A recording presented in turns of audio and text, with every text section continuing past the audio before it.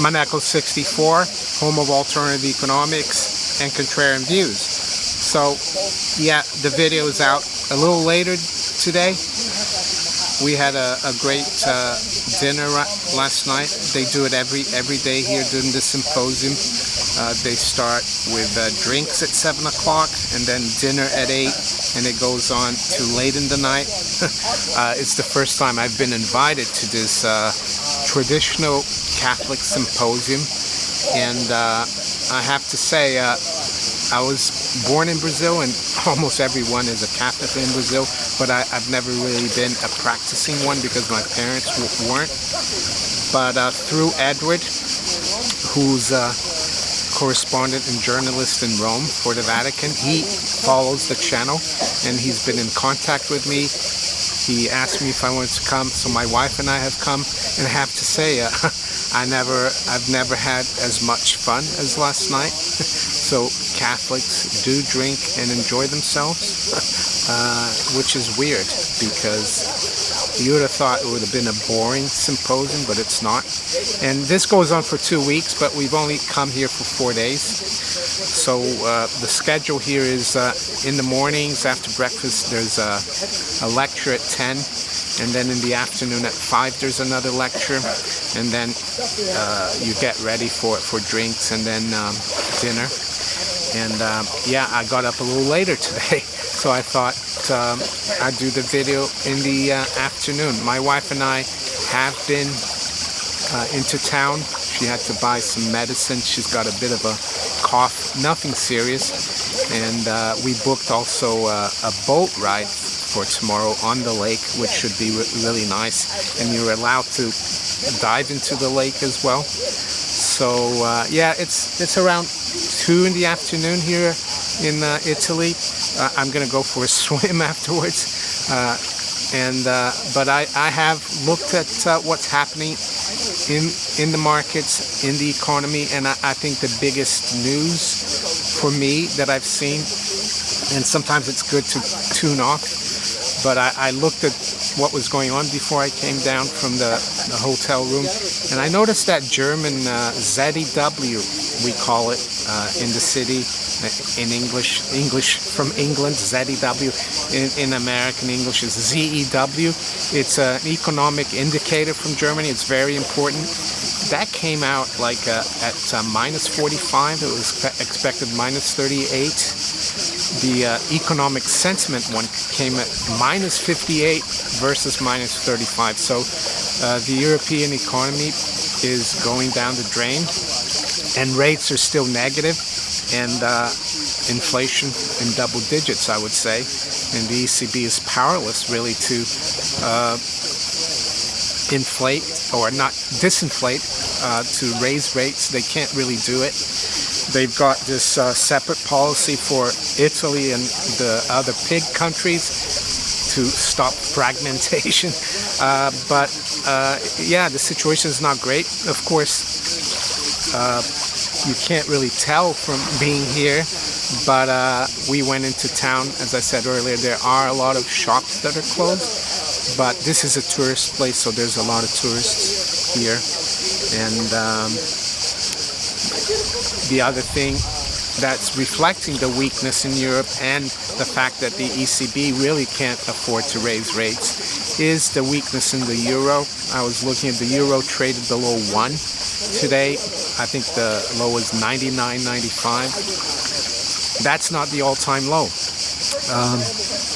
The euro started trading as a currency in the FX market on I think January 1st, 1999, and it was trading around €1 is $1.16, and then on January 1st, 2002, the actual currency, the notes and coins started circulating in all the different euro countries. So it took 3 years for them to do the transition. So people had to hand in their old Italian lira, Deutschmarks, and so on. And then I think later on in November 2002, the euro actually dropped to around 82.4 cents. So there's still a lot of room on the downside for the euro, but there will be a point, I think, where the Federal Reserve might intervene in terms of opening swap lines. They opened swap lines in March 2020. And what are swap lines? Well, that's basically giving the ECB or the Bank of England a direct line to the New York Fed, and they can just swap. They can sell. They can get dollars from the Federal Reserve, and with those dollars, they'll sell them in the market and buy pounds to strengthen their own currencies. I suspect that could be in the cards, but I know we haven't heard of it. But if things get a lot worse, that could be an alternative.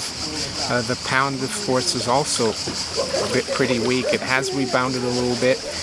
Precious metals, I've noticed that gold is holding pretty steady. Silver's getting hit a little bit with the other commodities. So I've seen that crude oil is traded below 100 again. Bond markets, what have I seen? Well, the most interesting part of the bond market, the U.S. Treasury, is that the curve has inverted it even more.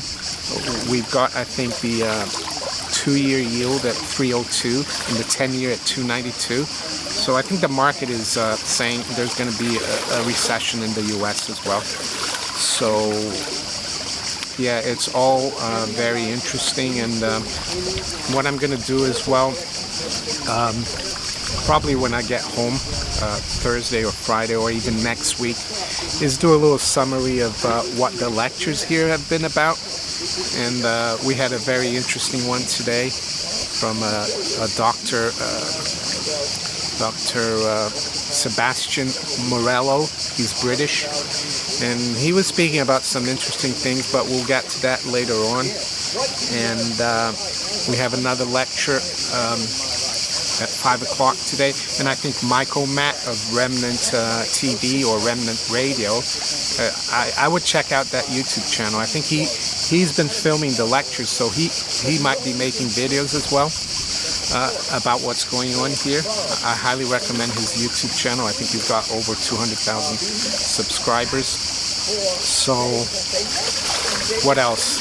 Billy.